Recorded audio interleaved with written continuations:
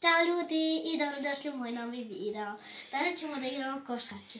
Ovdje imamo jednu lakšu loptu i jednu težu loptu, naravno pravu. Umjesto koša je moja sestra. Ne bi ona trebala biti na videu, ali ona će mi biti koš. Tako idemo. Prvo ću da vodim loptu, pa ću da onda je ubacim u koš, a ti moraš da mi držiš gore koš.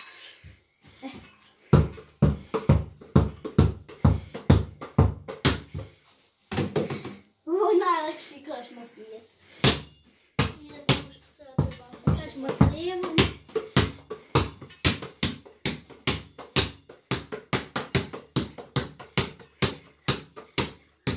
Ovo je cicko. I on je ovo malo plaši, ali sigurno je. Ovo je odlično.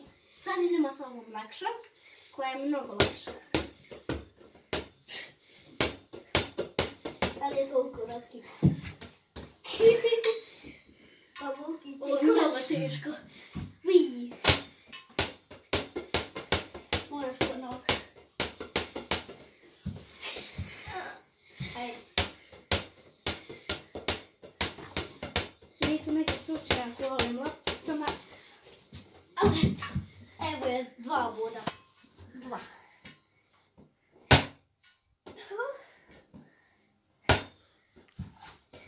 I to bi bilo to za ovaj video. Ćao!